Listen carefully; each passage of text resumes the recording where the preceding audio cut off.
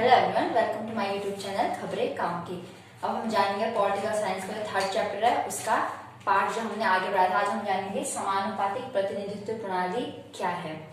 जैसे मैंने आपको पिछली बार बताया था, हमारे देश में चुनाव की प्रणाली जो है वो सबसे आगे वही जीते वाली प्रणाली है, पर हर देश में ऐसी प्रणाली नहीं है। जो दूसरी प्रणाली है वो है समानुपातिक प्रतिनिधित्व प्रणाली। आखिर इस प्रणाली में क्या होता है, जैसे पूरे देश को या पूरे बहुत बड़े भौगोलिक क्षेत्र को एक निर्वाचन क्षेत्र मान लिया जाता है। जैसे हमारे देश में 543 निर्वाचन क्षेत्र है, वैसे समानुपातिक प्रतिनिधित्व प्रणाली वाले देश में किसी एक बहुत बड़े भौगोलिक हिस्से को या किसी देश को ही एक निर्वाचन क्षेत्र मान लिया जाता है।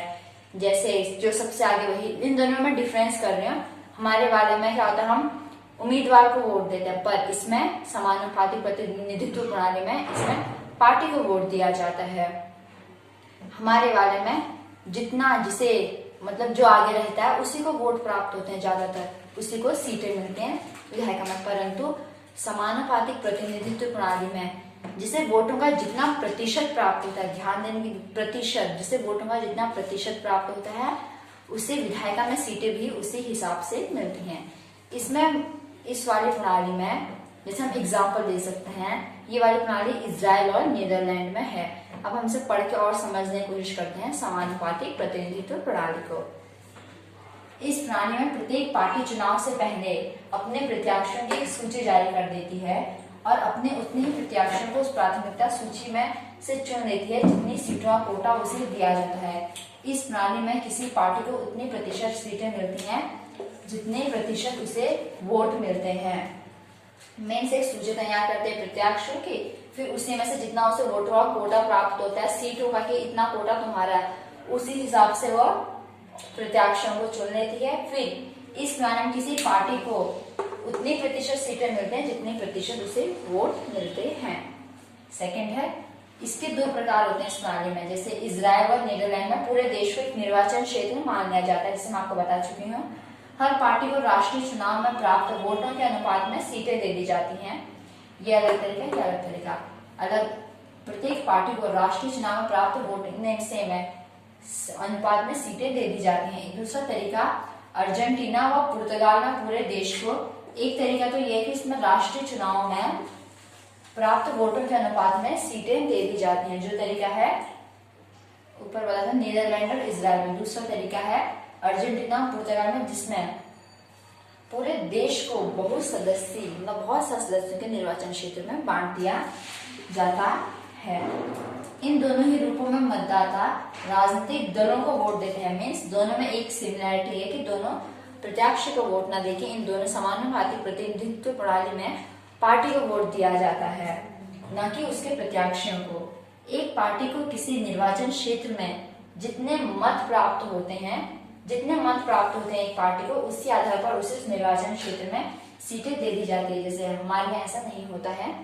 इसमें एक निर्वाचन क्षेत्र में जैसे जिस पार्टी को हमारे यहाँ जो जीत गया उसके हो जाते हैं, पर यहाँ जिसे जितनी सीटें मिलती हैं जिसे किसी निर्वाचन क्षेत्र में जितने मत प्राप्त होते हैं, जितने वोट्स मिलते हैं, उसे उस निर्वाचन क्षेत्र में सीटें दे दी जाती हैं।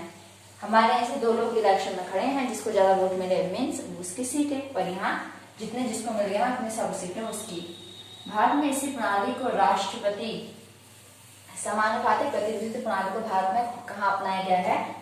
भारत में इस प्रणाली को राष्ट्रपति, उपराष्ट्रपति, राज्यसभा और विधान परिषदों के लिए समानुपातिक प्रतिनिधित्व का ही एक तीसरा रूप होता है। वो है, तीन रूप होता है, पहला रूप ये, सेकंड तीसरा रूप भारत में अपनाया गया है। समानुपातिक प्रतिनिधित्व प्रणाली के तीसरे रूप को राष्ट्रपति, उपराष्ट्रपति, राज्यसभा, विधान परिषदों की इलेक्शन में हम जानते हैं वो तीसरा रूप कौन सा है। इसका नाम है एकल संक्रमणी मत प्रणाली। इसमें क्या होता है कि जैसे एक लिस्ट दे देते हैं, चलो एक लिस्ट, मैंने 3 कैंडिडेट्स, एक लिस्ट, अब मैं ब्रीफली समझाऊंगी। एकल संक्रमणी मत प्रणाली से हम राज्यसभा की एग्जाम्पल से लेते हैं।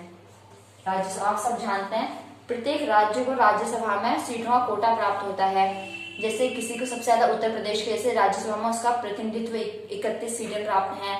और जैसे हम ले सकते हैं पूर्वोत्तर के राज्यों में से कुछ त्रिपुरा वगैरह को 1 सीटें प्राप्त है, उत्तराखंड को 5 सीटें 3 सीटें प्राप्त है राज्यसभा में। तो राज्यसभा में प्रत्येक राज्य को सीटों का कोटा प्राप्त होता है। अब राज्यसभा के लिए जो मेंबर इलेक्ट होते हैं वो कैसे होते हैं, वो इस प्रणाली से होते हैं। मैं आपको समझाना चाहूंगी। एग्जाम्पल लेते हैं, उत्तराखंड में, यूके में 3 सीटें हैं राज्यसभा की। अब राज्यसभा के मेंबरों को कौन इलेक्ट, उनको कहते हैं विधानसभा। विधानसभा के जो मेंबर्स होते हैं वो उन्हें इलेक्ट करते हैं, वो उसमें मतदाता होते हैं। अब देखते हैं, जैसे कुल मतदाता कितने हैं, 200। मतलब हम ये अपने मन में लेते हैं कि विधानसभा में, उत्तराखंड की विधानसभा में 200 है, ठीक है, 200 मेंबर्स हैं। कुल विजयी उम्मीदवार, और उन्हें हम थिंक करते हैं कि वो 4 सीटें राज्यसभा में प्राप्त हैं, जैसे में से 3 है। एग्जाम्पल, 4 सीटें कुल विजय उम्मीदवार जितने भेज रहे हैं हमें राज्यसभा में, और प्लस 1 कर देंगे तो 200/5 ये कट जाता है तो 40%, जिसे 40+1 का। आइए वरीयता क्रम को समझते हैं, क्या होता है वरीयता क्रम। जैसे मैं 3 नाम लेती हूँ, सीता, रीना, मीना।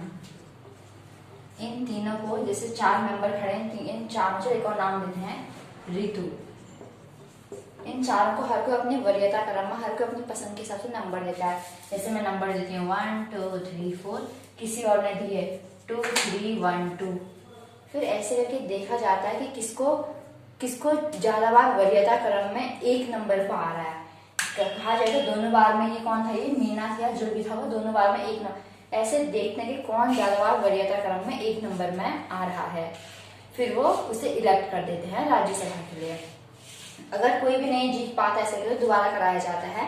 ऐसे करके एकल संक्रमण मत पद्धति ये होती है।